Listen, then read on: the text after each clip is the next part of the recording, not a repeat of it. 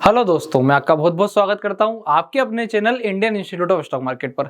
आज हम चर्चा करने वाले हैं MAHK टेक ETF के बारे में। जी हां, बिल्कुल। सबसे पहले जितने भी लोगों को ये स्टॉक लगता है ये एक स्टॉक नहीं है, ये क्या है, ये एक ETF है।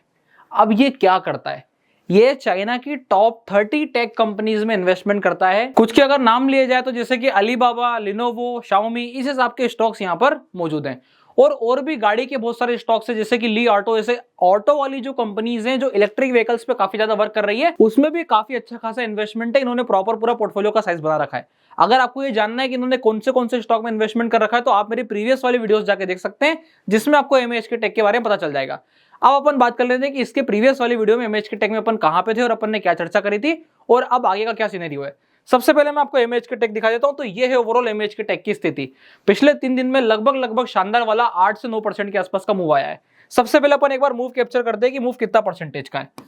तो देखिए यहां पर इस वाली जगह पे अपनी बात हो रही थी, जब अपन ने लास्ट टाइम वीडियो बनाई थी तो ये कोई सी जगह थी।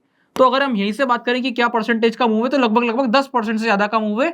ये हम उठा रहे हैं बिल्कुल लो पॉइंट से, 14% के आसपास का मूव है।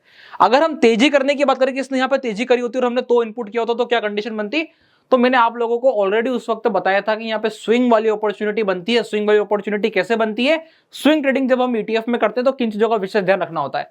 तो आई होप अब आप लोगों को क्लियर हो चुका होगा कि स्विंग ट्रेडिंग जब हम करते हैं तो क्या ध्यान रखना होता है। मैं फिर से रिपीट करता हूं, एक अच्छा खासा ETF अगर ऊपर से करेक्ट हो चुका है, कितना परसेंट करेक्ट हुआ था? 10% करेक्ट हुआ था। अब इसके पीछे की क्या स्टडी थी? हम इसको टेक्निकल्स पे फर्दर मूव देखते थे। क्यों देखते थे? क्योंकि हम इस वाली जगह के बायर थे। हमने डिसाइड किया था कि प्राइस ऊपर की तरफ मूव करेगी। जब वो ऊपर की तरफ मूव करेगी तो हमने खाली नहीं किया था। क्यों नहीं किया था? क्योंकि हम फर्दर दोबारा से तेजी देखते थे कि फिर से दोबारा मोमेंटम आएगा, और वही मोमेंटम यहाँ पे देखने को मिला है। इस वाले मोमेंटम के लिए हम पहले से प्रिपेयर्ड थे। इसमें ऐसी कोई ऐसी चीज बिल्कुल भी नहीं थी जो हमने नहीं सोची हो कि यार यहाँ पे कुछ नया हो गया है। एग्जाम्पल के तौर पे ये जो मोमेंटम आना शुरू हुआ था जैसे ही इस वाले पॉइंट का ब्रेकआउट हुआ था, एक व्यूअर क्या करता है, देखिए आप ध्यान से। अपने दो नियम के बारे में भी अभी चर्चा करूंगा मैं, पर पहले मैं आपको बता देता हूं कि यहाँ पे स्विंग ट्रेडिंग वाला कॉन्सेप्ट कैसा था। तो देखिए, एक जो कोई भी व्यक्ति चार्ट को व्यू करता है तो वो कैसे व्यू करेगा, आप देखिएगा ध्यान से। वो ये देखिएगा कि इसके ऊपर प्राइस चलने को तैयार नहीं हो रही थी। क्यों नहीं हो रही थी? क्योंकि उसने यहाँ पे बार बार ओपन किया, और आपको पता ही है कि जब ETFs ओपन होते हैं तो वो ओपन होते के साथ ही नीचे की तरफ ड्रैग करते हैं। वहां पे कोई ज्यादा ट्रेड नहीं होता, एक आध क्वांटिटी का ट्रेड होता है और प्राइस नीचे की तरफ गिर जाती है। अब कंडीशन क्या बनी कि ये एक जो जोन बना ये बहुत ही इंपॉर्टेंट क्रूशियल जोन हो गया। यहाँ पे बहुत शानदार वाली क्या हो गई? सप्लाई हो गई। क्यों सप्लाई हो गई? क्योंकि यहां पे जब भी प्राइस आती थी नीचे की तरफ ड्रैग कर जाती थी। अब क्या हुआ, जब अगली बार प्राइस ने इस वाले लेवल के ऊपर एक क्लोजिंग दी और क्लोजिंग के बाद ये वाला मोमेंटम लिया, तो उस वाले मोमेंटम से यहां पे श्योरिटी आ गई थी कि हाँ यहां से प्राइस अब मूव कर रही है। और दूसरा इंडिकेशन क्या था? दूसरा इंडिकेशन यहाँ पे ये बेस फॉर्मेशन का था कि यहाँ पे जहां पे ये वाला प्राइस इसके जस्ट नियर बाय टच हुआ, प्राइस नीचे ओपन हुई थी और ऊपर की तरफ ड्रैग होना शुरू हो गई। और ये वाला जो था एक पक्का वाला क्या था? डिमांड जोन था। इसे ही हम क्या बोलते हैं? इसे ही हम डिमांड जोन बोलते हैं। तो ये क्या था? एक अच्छा वाला डिमांड जोन था, जिस डिमांड जोन के अंदर उसने अच्छा खासा टेस्ट किया, और अच्छा खासा टेस्ट करने के बाद काफी समय बिताया और फिर ये वाला मोमेंटम देखने को मिला। अब यहाँ पे सवाल ये बनेगा कि क्या ये मोमेंटम प्रेडिक्टेबल है? आप जाकर के प्रीवियस वाली वीडियो देखेंगे MAHK टेक की, आपको लाइन बाय लाइन वीडियो मिल जाएगी। आपको क्या करना है? चैनल ओपन करना है। चैनल के पेज पे जाके आपको वीडियोस आते हैं, वीडियोस के थंबनेल दिखाई देते हैं। जिस भी थंबनेल पे आपको MAHK टेक दिख जाएगा, वहां पे मैंने एक वीडियो बनाई थी MAHK टेक 10% डाउन, हमें आगे क्या ध्यान रखना है। अगर हमने पहले से ले रखा है तो हमें क्या ध्यान रखना चाहिए, किन चीजों का विशेष ध्यान रखना जरूरी हो जाता है। अब देखिए, क्या यहाँ पे स्विंग की अपॉर्चुनिटी थी? सबसे पहला सवाल। उसके लिए हम रूल चेक करेंगे कि हमारे पास रूल क्या है। बोले हम दो प्रकार से काम करते हैं। बोले क्या क्या? एक हमारा होता है वेल्थ बनाने का काम, दूसरा होता है हमें फटाफट स्विंग करना है। यही कॉन्सेप्ट होता है। अभी वेल्थ कैसे बनाते हैं? वेल्थ बनाने वाला कॉन्सेप्ट ही होता है कि प्राइस गिर रही है, I will be net buyer. तो जितने लोग यहाँ पे वेल्थ बनाने वाले सेगमेंट में काम कर रहे होते हैं उनको यहाँ पे अच्छी खासी बाइंग हुई होती। तो उन्होंने क्या करा होता? अपना कुछ नियम बनाया होता और उस नियम के हिसाब से उन्होंने बाइंग करी होती। तो उनका पूरा मोमेंटम कहां शिफ्ट हो जाता है कि इस वाले जोन की उनकी एवरेजिंग आती और देखो प्राइस ऊपर खड़ी हो गई। तो ये एक बहुत अच्छा सिनेरियो हो जाता है जब हम बात करते हैं ETF की, कि ETF में क्या नियम हमने बना रखा है कि अगर हमें वेल्थ बनानी है तो हम यहाँ पे परसेंटेज वाला एक नियम सेट करते हैं कि अगर प्राइस 1% से गिरती है तो मैं 1000 रुपए से खरीदता हूं। अब मैंने पूरे महीने की स्टार्टिंग में 25,000 रुपए निकाल रखे या 20,000 रुपए निकाल रखे एक स्पेसिफिक ETF के। अगर इतने लग जाएंगे तो मैं उसके बाद खरीदना रोक दूंगा। अरे जरूर थोड़ी ना। देखो, बहुत से लोगों को ये लगता है कि मेरे पास एक इतना अमाउंट होगा तो ही मैं पैसा लगा पाऊंगा। ऐसा बिल्कुल भी जरूरी नहीं है। आप पहले से फंड एलोकेट कर दो ना कि मैं 1% गिरने पे बोले मात्र और मात्र 500 रुपए का खरीदूंगा, और मैक्सिमम एक पूरे महीने में अगर मैं 1 तारीख से शुरू करता हूं और 30 तारीख तक जाता हूं तो पूरे महीने में पूरे महीने में कभी भी 5,000 से ज्यादा नहीं लगाऊंगा। जिस भी टाइम पे मेरा 5,000 लग जाएगा मैं इस ETF को रोक दूंगा लगाना, फिर भले वो और नीचे टूट जाए कोई बात नहीं। तो ऐसे जब आप अपने स्पेसिफिक नियम बनाओगे, नियम कायदे बनाते चले जाओगे, तो आपको डेफिनेटली सिस्टमेटिक बाइंग के नियम को फॉलो करने लगोगे। आप पैनिक वाली बाइंग से घबराओगे नहीं। और एक और चीज है, जितने भी लोगों को मार्केट गिरने से डर लगता है, उनका मार्केट गिरने वाला डर खत्म हो जाएगा। ये one of the best method है, ये चीज का आपको ध्यान रख करके चलना है। मैं आपको ऐसा कैसे बोल पा रहा हूं, क्योंकि ये वाली मेथड बहुत सारे लोगों ने इस्तेमाल करते हैं और मैं खुद भी यही वाली मेथड का इस्तेमाल करता हूं। जब मैं वेल्थ वाले सेगमेंट पे जाता हूं तो मेरी एक ही कोशिश होती है कि कुछ ना कुछ जब क्या गिर रहा है, बोले आज क्या गिरा है मुझे वो खरीदना है, आज ये गिरा है तो मैं ये खरीदूंगा, आज वो गिरा है तो मैं वो खरीदूंगा, उस वाले कॉन्सेप्ट से यहाँ पे हम काम करते हैं। अब यहाँ पे बात कर लेते हैं आगे की कि स्विंग ट्रेडिंग वालों के लिए अपॉर्चुनिटी कैसे ढूंढी जाती है। और स्विंग ट्रेडिंग के लिए हमें प्रॉपर थोड़ा डिटेल में डिस्कस करना पड़ेगा, तो ध्यान से देखिएगा। जब बात स्विंग ट्रेडिंग की आती है तो सबसे पहली चीज, मुझे स्विंग ट्रेडिंग करने के इसमें जाना है, मुझे ऐसी चीज में स्विंग ट्रेडिंग करने नहीं जाना है। बोले मुझे ऐसी चीज में स्विंग ट्रेडिंग करने जाना है। अब ये जगह है जहां पे मुझे स्विंग के लिए आइडेंटिफाई करना है कि क्या ये परफेक्ट स्विंग है।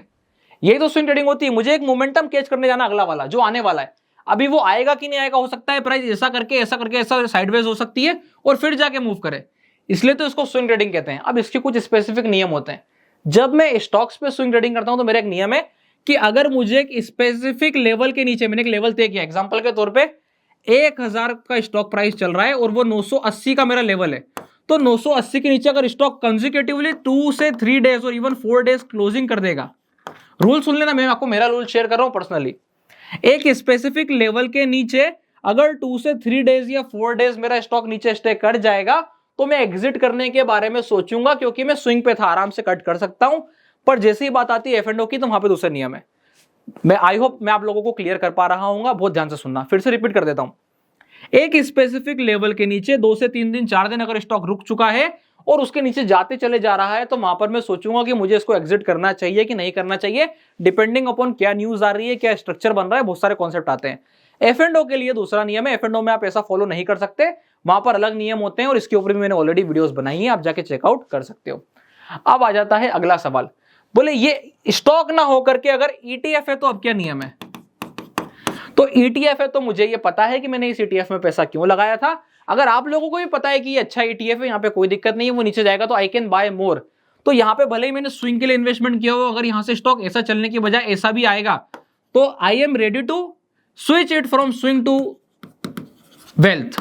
ये चीज का ध्यान रखना। क्या बोला मैंने, फिर से सुनना।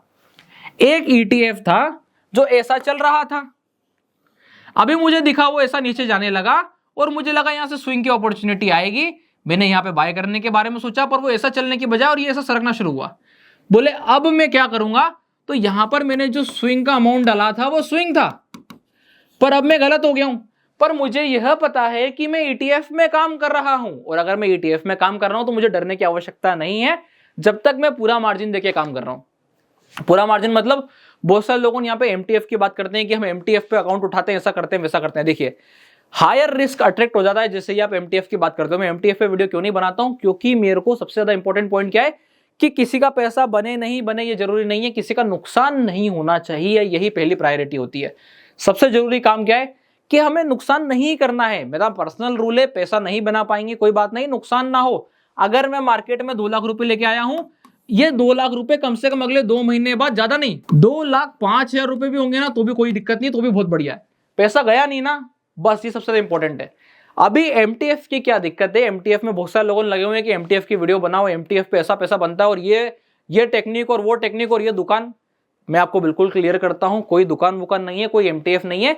प्राइस अगर चल रही है तो बहुत बढ़िया है, ओवरऑल मार्केट का स्ट्रक्चर तेजी की तरफ दिख रहा है, इसलिए सबको MTF अच्छा लग रहा है। जब ऐसी स्थिति बनेगी ना तब आपको MTF के बारे में पता चलेगा कि MTF कितना खतरनाक है, क्योंकि आपको वहां पे जब मार्जिन देना पड़ेगा और कंटिन्यूअसली 20 दिन 30 दिन मार्जिन देना पड़ेगा, तब वो बहुत ज्यादा रिस्की हो जाएगा। तो इसलिए मैं आप लोगों को यहाँ पे सजेस्ट करूंगा कि ये वाली गलती करने का प्रयास ना करें।